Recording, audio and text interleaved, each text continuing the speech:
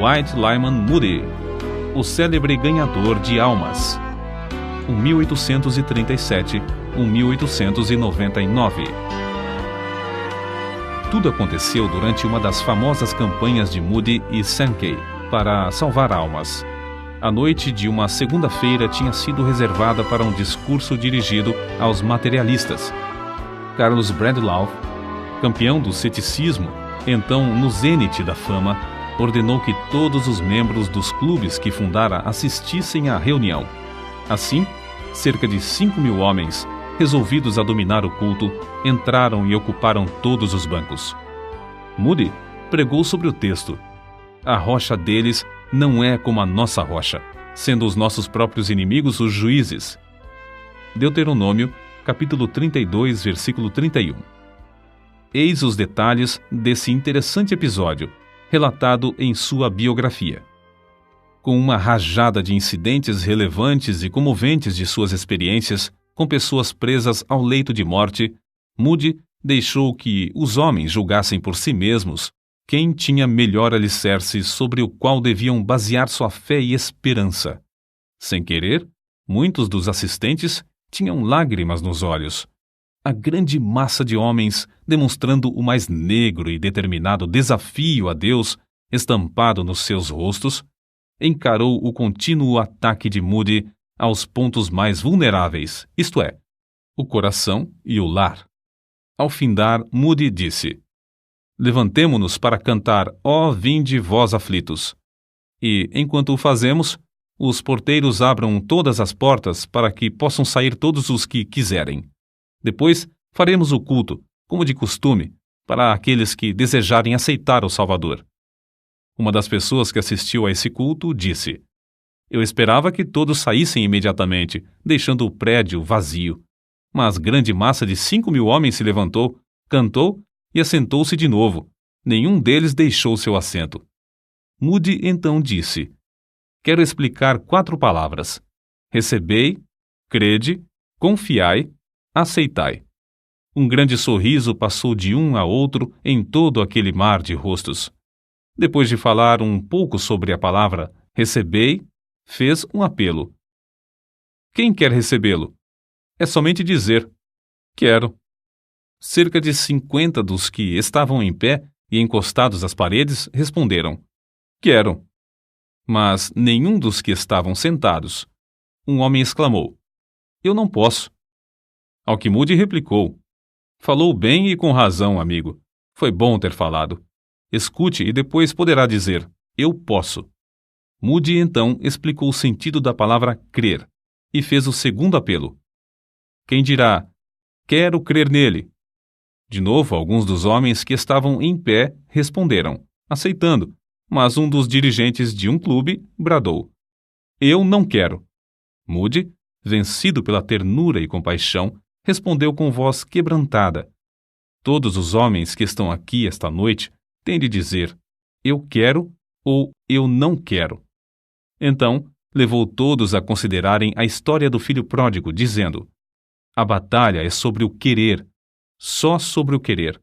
Quando o filho pródigo disse: levantar-me-ei, a luta havia sido ganha, porque alcançara o domínio sobre a sua própria vontade. É com referência a este ponto que depende tudo hoje. Senhores, tendes aí em vosso meio o vosso campeão, o amigo que disse: eu não quero. Desejo que todos aqui, que acreditam que esse campeão tem razão, levantem-se e sigam o seu exemplo, dizendo: eu não quero. Todos ficaram quietos. Houve grande silêncio até que, por fim, Moody interrompeu dizendo: graças a Deus, ninguém disse eu não quero. Agora quem dirá eu quero? Instantaneamente, parece que o Espírito Santo tomou conta do grande auditório de inimigos de Jesus Cristo, e cerca de 500 homens puseram-se de pé, as lágrimas rolando pelas faces e gritando: eu quero! Eu quero! Clamaram até que todo o ambiente se transformou. A batalha foi ganha. O culto terminou sem demora, para que se começasse a obra entre aqueles que estavam desejosos de salvação. Em 8 dias, cerca de 2.000 foram transferidos das fileiras do inimigo para o exército do Senhor. pela rendição da vontade. Os anos que se seguiram provaram a firmeza da obra, pois os clubes nunca se ergueram. Deus, na sua misericórdia e poder, os aniquilou por seu evangelho. Um total de 500.000 preciosas almas ganhas para Cristo é o cálculo da colheita que Deus fez por intermédio de seu humilde servo, Dwight Lyman Moody. R.A. Torrey, que o conheceu intimamente, considerava-o com razão o maior homem do século XIX, isto é, o homem mais usado por Deus para ganhar almas. Não é exagero dizer que, hoje em dia, muitas décadas depois de sua morte, os crentes se referem ao seu nome mais do que a qualquer outro nome depois dos tempos dos apóstolos. Que ninguém julgue, contudo, que Dwight Lyman Moody era grande em si mesmo ou que tinha oportunidades que os demais não têm.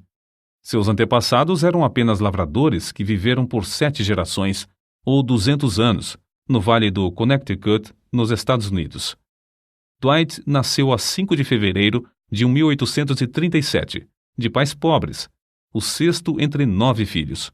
Quando era ainda pequeno, seu pai faleceu, e os credores tomaram conta do que ficou, deixando a família destituída de tudo, até da lenha para aquecer a casa em tempo de intenso frio. Não há história que comova e inspire tanto quanto a daqueles anos de luta da viúva, mãe de Dwight. Poucos meses depois da morte de seu marido, nasceram-lhe gêmeos, e o filho mais velho tinha apenas 12 anos. O conselho de todos os parentes foi que ela entregasse a prole para outros criarem. Mas com invencível coragem e santa dedicação a seus filhos, ela conseguiu criar todos os 9 no próprio lar. Guarda-se ainda, como tesouro precioso, sua Bíblia com as palavras de Jeremias capítulo 49, versículo 11, sublinhadas. Deixa os teus órfãos, eu os conservarei em vida, e confiem em mim, tuas viúvas. Pode-se esperar outra coisa a não ser que os filhos ficassem ligados à mãe e que crescessem para se tornarem homens e mulheres que conhecessem o mesmo Deus que ela conhecia? Assim se expressou Dwight, ao lado do ataúde de sua mãe, quando ela faleceu com a idade de 90 anos. Se posso conter-me, quero dizer algumas palavras. É grande honra ser filho de uma mãe como ela. Já viajei muito, mas nunca encontrei alguém como ela. Ligava a si seus filhos.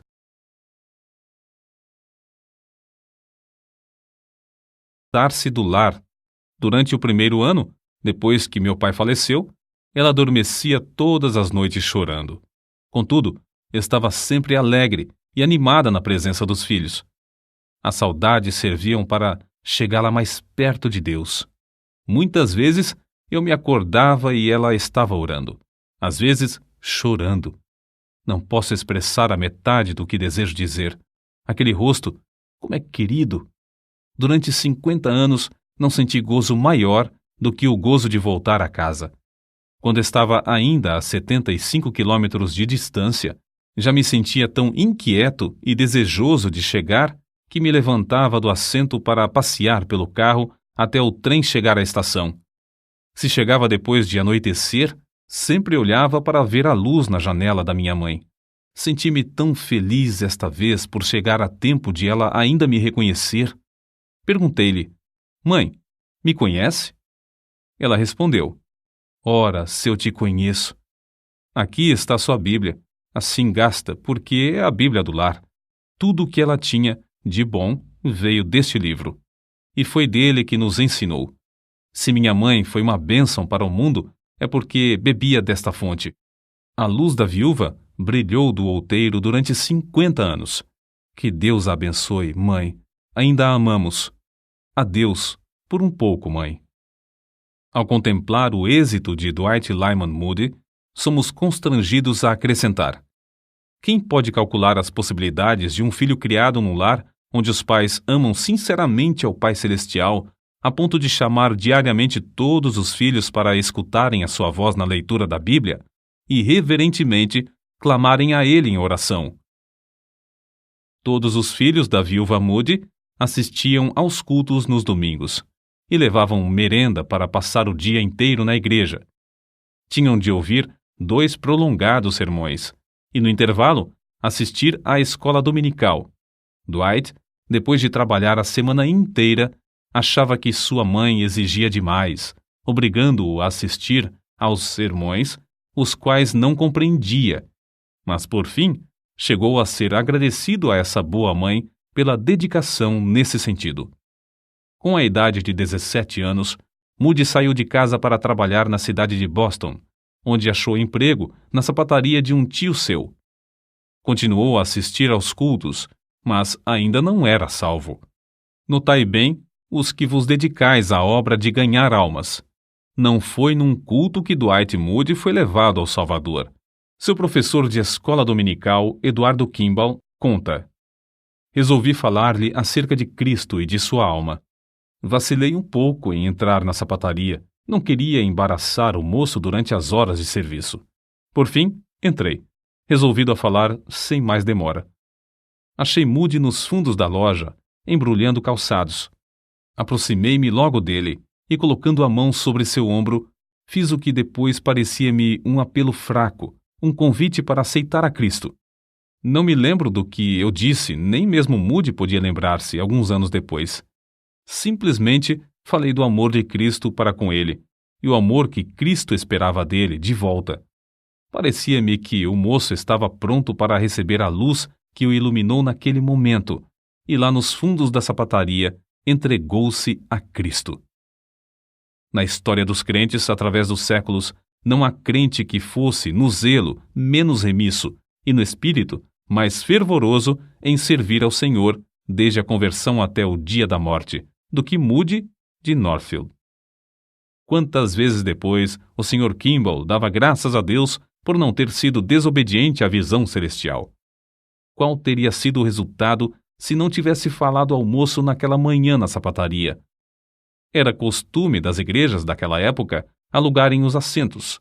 Moody, logo depois da sua conversão, transbordando de amor para com seu Salvador, pagou o aluguel de um banco, percorrendo as ruas, hotéis e casas de pensão à procura de homens e meninos que pudessem enchê-lo em todos os cultos.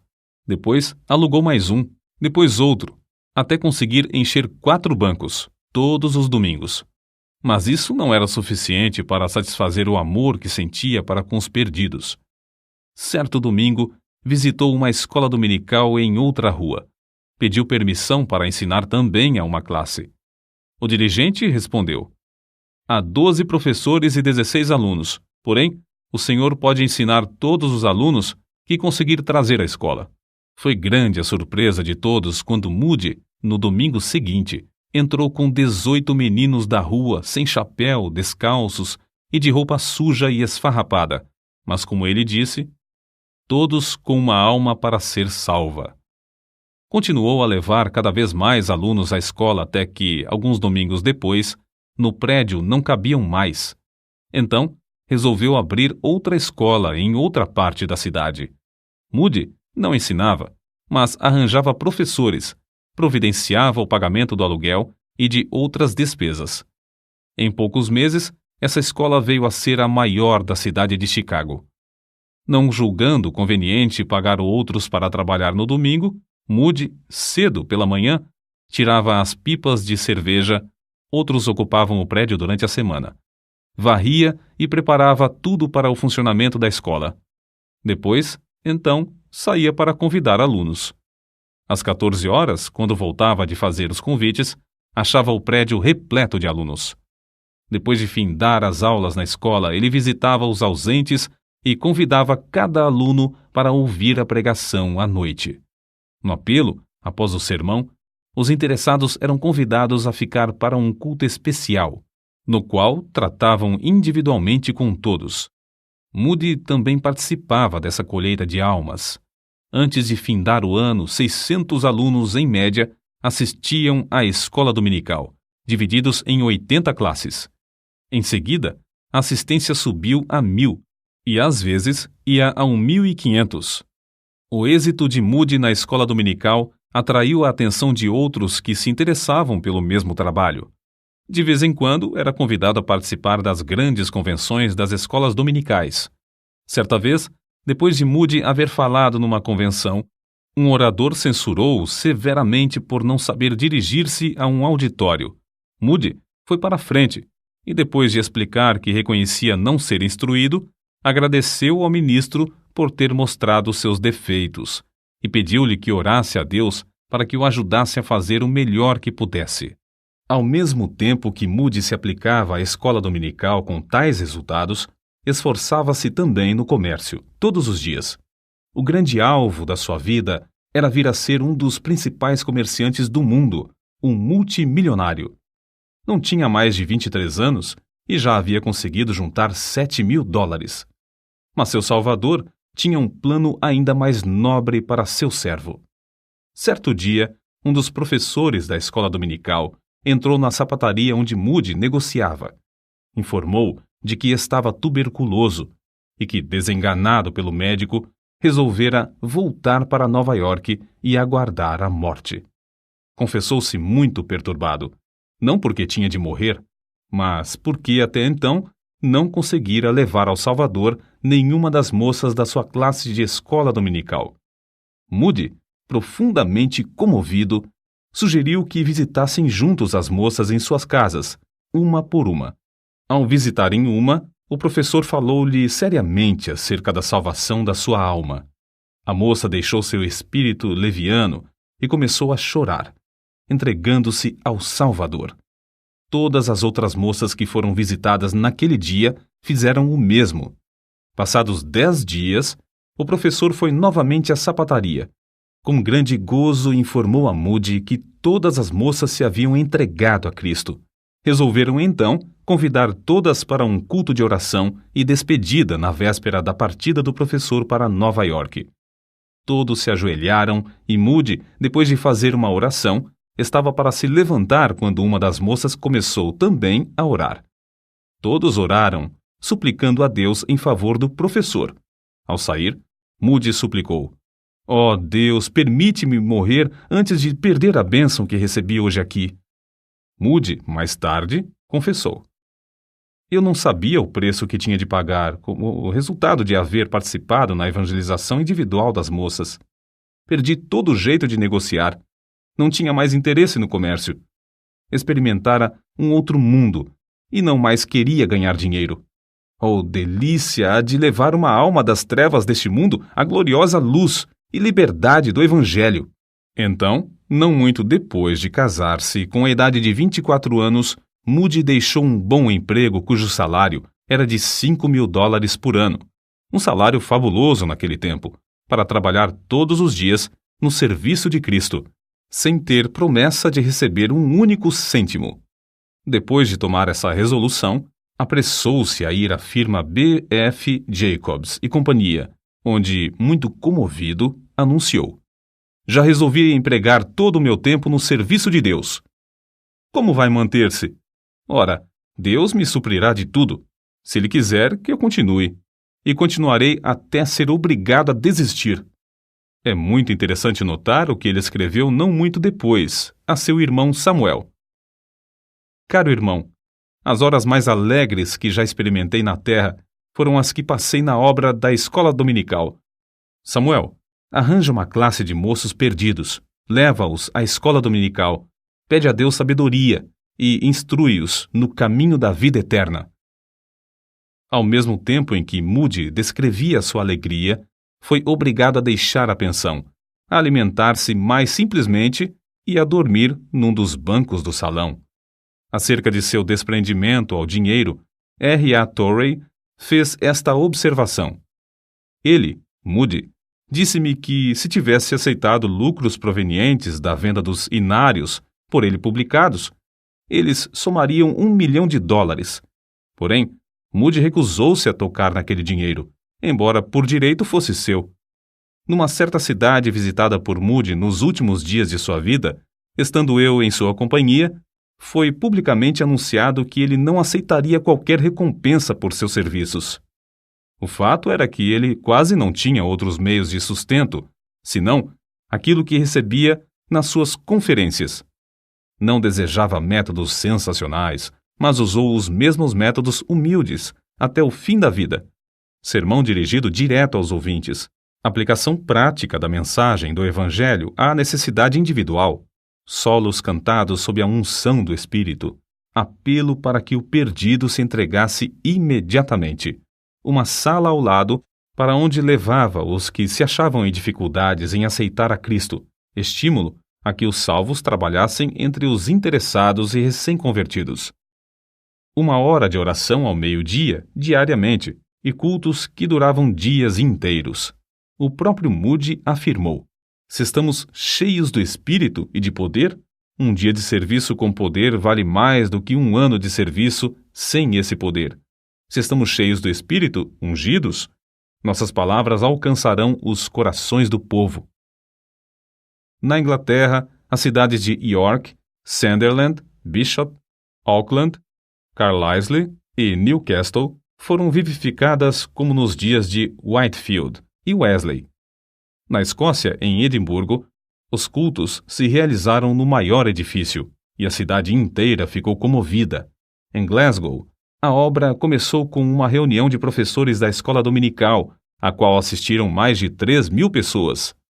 O culto da noite foi anunciado para as 18h30, mas muito antes da hora marcada, o grande edifício ficou repleto e a multidão que não pôde entrar foi levada para as 4 igrejas mais próximas. Essa série de cultos transformou radicalmente a vida diária do povo. Na última noite, Sankey cantou para 7.000 ouvintes que estavam dentro do edifício, e Moody, sem poder entrar no auditório, subiu numa carruagem e pregou para as 20.000 pessoas que se achavam congregadas do lado de fora. O coral cantou os hinos de cima de um galpão. Em um só culto, mais de 2.000 pessoas responderam ao apelo para se entregarem definitivamente a Cristo. Durante o verão, pregou em Aberdeen, Montrose, Brechin, Forfar, Huntly, Inverness, Arbroath, Fan, Nairn, Elgin, Ferris, Grantown, Keith, Rothesay e Campbellton. Muitos milhares assistiam a todos os cultos. Na Irlanda, Moody pregou nos maiores centros com os mesmos resultados, como na Inglaterra e Escócia. Os cultos em Belfast continuaram durante 40 dias. O último culto foi reservado para os recém-convertidos, que só podiam ter ingresso por meio de bilhetes, concedidos gratuitamente. A essa reunião estiveram presentes 2.300 pessoas. Belfast fora o centro de vários avivamentos, mas todos concordam em que nunca houvera um avivamento antes desse com resultados tão permanentes. Depois da campanha na Irlanda, Moody e Sankey voltaram à Inglaterra e dirigiram cultos inesquecíveis em Sheffield, Manchester, Birmingham e Liverpool. Durante muitos meses, os maiores edifícios dessas cidades ficaram superlotados de multidões desejosas de ouvir a apresentação clara e ousada do Evangelho por um homem livre de todo interesse e ostentação. O poder do Espírito manifestou-se em todos os cultos, produzindo resultados que permanecem até hoje. O itinerário de Moody e Sankey na Europa findou-se após 4 meses de cultos em Londres. Moody pregava alternadamente em 5 centros, e cada um deles foram realizados 60 cultos, com exceção de Victoria Hall, 45 cultos. Os números da assistência nos servem para compreender algo da grandeza dessa obra durante esse período. Agricultural Hall, 720.000 pessoas, Bow Road Hall, 600.000 presentes, Camberwell Hall, 480.000, Haymarket Opera House, 330.000 ouvintes, e Victoria Hall, 400.000. Vale acrescentar aqui o seguinte: as diferenças entre as denominações quase desapareceram. Pregadores de todas as igrejas cooperavam numa plataforma comum para a salvação dos perdidos. Abriram-se de novo as Bíblias e houve um grande interesse pelo estudo da Palavra de Deus. Quando Moody saiu dos Estados Unidos em 1873, era conhecido apenas em alguns estados, e tinha fama apenas como obreiro da escola dominical e da Associação Cristã de Moços. Mas quando voltou da campanha da Inglaterra em 1875, já era conhecido como o mais famoso pregador do mundo. Contudo, continuou o mesmo humilde servo de Deus. Foi assim que uma pessoa que o conhecia intimamente descreveu sua personalidade. Creio que era a pessoa mais humilde que jamais conheci. Ele não fingia humildade. No íntimo do seu coração, rebaixava-se a si mesmo e superestimava os outros. Ele engrandecia outros homens e, sempre que possível, arranjava para que eles pregassem. Fazia tudo para não aparecer. Ao chegar novamente aos Estados Unidos, Moody recebeu convites para pregar, vindos de todas as partes do país. Sua primeira campanha, em Brooklyn, foi um modelo para todas as outras. As denominações cooperavam. Alugaram um prédio que comportava 3.000 pessoas. O resultado foi uma grande e permanente obra. Durante um período de 20 anos, ele dirigiu campanhas com grandes resultados nas maiores cidades dos Estados Unidos, Canadá e México. Em diversos lugares, as campanhas duraram até 6 meses. Em todos os lugares, Moody proclamava clara e praticamente a mensagem do Evangelho. Em suas campanhas, havia ocasiões que eram realmente dramáticas. Em Chicago, o circo Fort Paul, com uma tenda de lona que abrigava 10.000 pessoas sentadas e outras 10.000 em pé, anunciou espetáculos para 2 domingos. Moody alugou a tenda para realizar cultos pela manhã. Os donos achando muita graça em tal tentativa. Mas no primeiro culto a tenda ficou repleta. Foram tão poucos os que assistiram aos shows do circo à tarde que os donos resolveram não fazer sessão no segundo domingo. Entretanto, o culto evangelístico realizou-se sob a lona no segundo domingo. O calor era tanto que dava a impressão de matar a todos. Porém, cerca de 18.000 pessoas ficaram em pé, banhados em suor e esquecidos do calor. No silêncio que reinava durante a pregação de Moody, o poder desceu e centenas foram salvos. Acerca de um desses cultos, certo assistente deu suas impressões. Nunca jamais me esquecerei de certo sermão que Moody pregou. Foi no circo de Fort Paul, durante a Exposição Mundial. Estavam presentes cerca de 18.000 pessoas, de todas as classes e de todas as qualificações. O texto do sermão foi: "Pois o Filho do Homem veio buscar e salvar o que se havia perdido." Grandiosa era a unção do pregador, parecia estar em íntimo contato com todos os corações daquela massa de gente. Moody disse repetidamente: "Pois o Filho do Homem veio hoje ao circo Fort Paul, para procurar e salvar o que se perdera." Escrito e impresso parecia um sermão comum, mas as suas palavras, pela santa unção que lhe sobreveio, tornaram-se palavras de espírito e de vida. Durante a Exposição Mundial, no dia designado em honra de Chicago, todos os teatros da cidade fecharam, porque se esperava que todo o mundo fosse à exposição, a 6 quilômetros de distância. Porém, Moody alugou o Central Music Hall, e R.A. Torrey testificou que a assistência era tão grande que ele só conseguiu entrar por uma janela dos fundos do prédio. Os cultos de Moody continuaram tão concorridos que a Exposição Mundial teve de deixar de funcionar aos domingos, por falta de assistência. Henry Moorhouse, pregador escocês, dá a seguinte opinião acerca de Moody e seus discursos. Primeiro, crê firmemente que o Evangelho salva os pecadores quando eles creem e confiam na história simples do Salvador crucificado e ressuscitado. Segundo, espera a salvação de almas quando prega, e o resultado é que Deus honra a sua fé. Terceiro, prega como se jamais fosse realizar outro culto, e como se os pecadores nunca mais tivessem a oportunidade de ouvir o som do Evangelho. Seus apelos à decisão, agora mesmo, são comoventes. Quarto, consegue levar os crentes a trabalhar com os interessados depois do sermão. Insiste em que perguntem aos que estão assentados ao lado se são salvos ou não.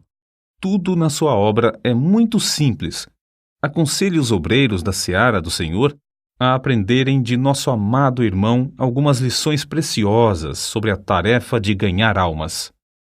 O Dr. Dale se pronunciou desta forma: "Acerca do poder de Moody, acho difícil falar. É tão real e ao mesmo tempo tão diferente do poder dos demais pregadores que não sei descrevê-lo. Sua realidade é inegável. Um homem que pode cativar o interesse de um auditório de 3 a 6 mil pessoas por meia hora, de manhã, por 40 minutos, de novo ao meio-dia, e de um terceiro auditório de 13 mil a 15 mil, durante 40 minutos à noite, deve ter um poder extraordinário. Acerca desse poder maravilhoso, Torrey também testificou. Várias vezes tenho ouvido diversas pessoas dizerem que viajaram grandes distâncias para ver e ouvir Dwight Lyman Moody, e que ele, de fato, é um maravilhoso pregador.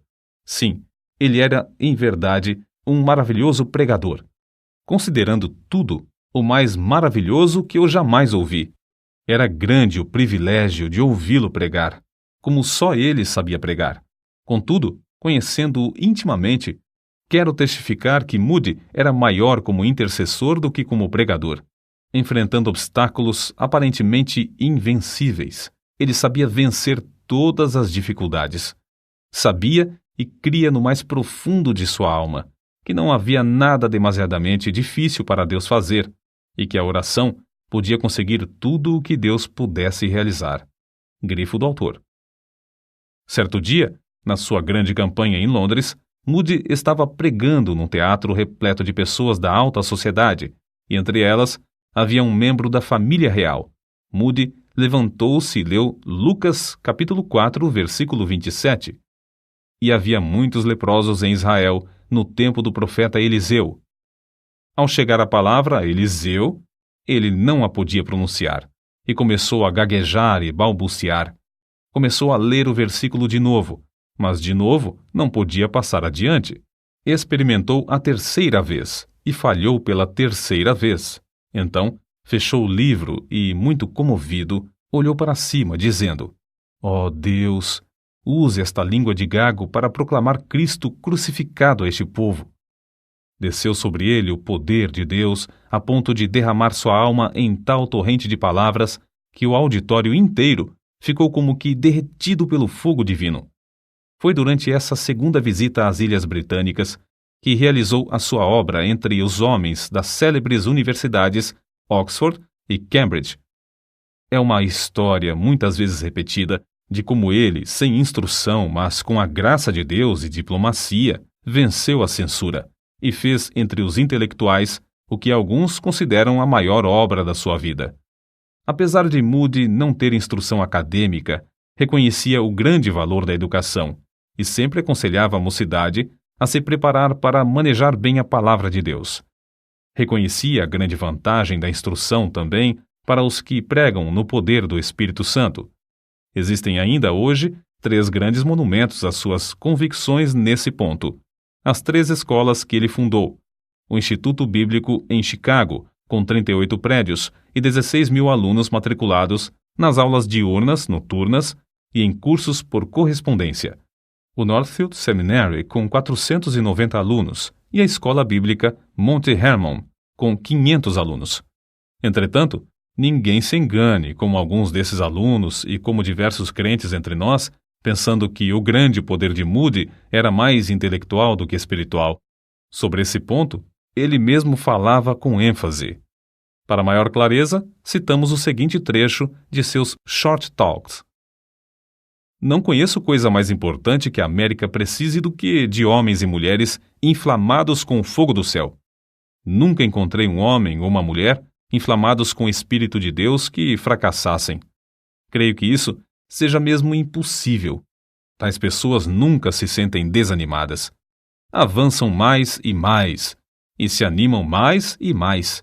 Amados, se não tendes essa iluminação, resolvei adquiri-la e orai: ó Deus, ilumina-me com o teu Espírito Santo. Nos registros de R.A. Torrey, podemos ver nitidamente como era o espírito dessas escolas que fundou. Moody costumava escrever-me antes de iniciar uma nova campanha, dizendo: pretendo dar início ao trabalho no lugar tal e em tal dia. Peço-lhe que convoque os estudantes para um dia de jejum e oração. Eu lia essas cartas aos estudantes e lhes dizia: Moody deseja que tenhamos um dia de jejum e oração para pedir, primeiramente, as bênçãos divinas sobre nossas próprias almas e nosso trabalho. Muitas vezes, ficávamos ali, na sala de aula, até alta noite, ou mesmo até a madrugada, clamando a Deus, porque Moody nos exortava a esperar até que recebêssemos a bênção. Quantos homens e mulheres não tenho eu conhecido cujas vidas e caráter foram transformados por aquelas noites de oração?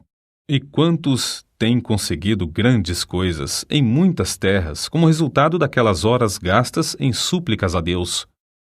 Até o dia da minha morte, não poderei esquecer-me de 8 de julho de 1894. Era o último dia da Assembleia dos Estudantes de Northfield. Às 15 horas, reunimos-nos em frente à casa da progenitora de Moody. Havia 456 pessoas em nossa companhia. Depois de andarmos alguns minutos, Moody achou que podíamos parar. Nós nos sentamos nos troncos de árvores caídas, em pedras ou no chão. Moody, então, franqueou a palavra, dando licença para qualquer estudante expressar-se. Uns 75 deles, um após outro, levantaram-se dizendo: Eu não pude esperar até às 15 horas, mas tenho estado sozinho com Deus desde o culto de manhã e creio que posso dizer que recebi o batismo com o Espírito Santo. Ouvindo o testemunho desses jovens, Moody sugeriu o seguinte: Moços, por que não podemos nos ajoelhar aqui, agora, e pedir que Deus manifeste em nós o poder do Espírito de um modo especial, como fez aos apóstolos no dia de Pentecostes? E ali, na montanha, oramos. Na subida, tínhamos notado como se iam acumulando nuvens pesadas. No momento em que começamos a orar, principiou a chuva a cair sobre os grandes pinheiros e sobre nós. Porém, houve uma outra qualidade de nuvem que havia 10 dias estava se acumulando sobre a cidade de Northfield. Uma nuvem cheia da misericórdia, da graça e do poder divino, de sorte que, naquela hora, parecia que nossas orações bombardeavam essas nuvens, fazendo descer sobre nós, em grande poder, a virtude do Espírito Santo. Homens e mulheres, eis o que todos nós carecemos: o batismo com o Espírito Santo.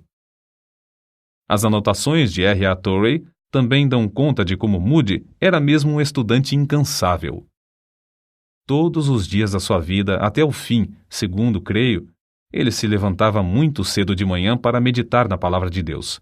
Costumava deixar sua cama às 4 horas da madrugada, mais ou menos, para estudar a Bíblia. Um dia ele me disse: Para estudar, preciso me levantar antes que as outras pessoas acordem. Ele se fechava num quarto afastado do resto da família, sozinho com a sua Bíblia e com o seu Deus. Pode-se falar em poder, porém, ai do homem que negligenciar o único livro dado por Deus, que serve de instrumento por meio do qual ele dá e exerce seu poder. Um homem pode ler inúmeros livros e assistir a grandes convenções. Pode promover reuniões de oração que duram noites inteiras, suplicando o poder do Espírito Santo, mas se tal homem não permanecer em contato íntimo e constante com um único livro, a Bíblia, não lhe será concedido o poder. Se já tem alguma força, não conseguirá mantê-la, senão pelo estudo diário, sério e intenso desse livro. Tudo no mundo tem de findar. Chegou o tempo também para Dwight Lyman Moody findar o seu ministério aqui na Terra. Em 16 de novembro de 1899, no meio de sua campanha em Kansas City, com auditórios de 15.000 pessoas, pregou seu último sermão. É provável que soubesse que seria o último. Certo é que seu apelo era ungido com poder vindo do alto, e centenas de almas foram ganhas para Cristo. Para a nação, a sexta-feira, 22 de dezembro de 1899, foi o dia mais curto do ano, mas para Dwight Lyman Moody foi o dia que clareou, foi o começo do dia que nunca findará. Às 6 horas da manhã, dormiu um ligeiro sono. Então, os seus queridos ouviram-no dizer em voz clara: Se isto é a morte, não há nenhum vale. Isto é glorioso. Entrei pelas portas e vi as crianças, 2 de seus netos já falecidos. A terra recua, o céu se abre perante mim. Deus está me chamando. Então virou-se para sua esposa, a quem ele queria mais do que a todas as pessoas, depois de Cristo, e disse: Tu tens sido para mim uma boa esposa. No singelo culto fúnebre, Torrey, Scofield, Sankey e outros falaram à grande multidão comovida. Depois, o ataúde foi levado pelos alunos da escola bíblica Monte Hermon a um lugar alto que ficava próximo, chamado Round Top. 3 anos depois, a fiel serva de Deus, Emma Moody, sua esposa, também dormiu em Cristo e foi enterrada ao lado do marido no mesmo alto, onde permanecerão até o glorioso dia da ressurreição. Contemplemos de novo, por um momento, a vida extraordinária desse grande ganhador de almas. Quando o jovem Moody chorava sob o poder do alto na pregação do jovem Spurgeon, foi inspirado a exclamar: se Deus pode usar Spurgeon, ele me pode usar também. A biografia de Moody é a história de como ele vivia completamente submisso a Deus. Para esse fim, R.A. Torrey disse: o primeiro fator por cujo motivo Moody foi instrumento tão útil nas mãos de Deus é que ele era um homem inteiramente submisso à vontade divina. Cada grama daquele corpo de 127 quilos pertencia ao Senhor. Tudo o que ele era e tudo o que tinha pertencia inteiramente a Deus.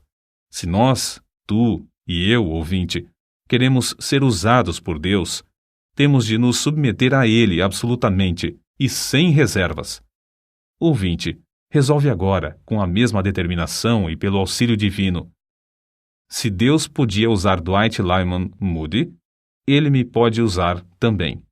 Que assim seja. Amém.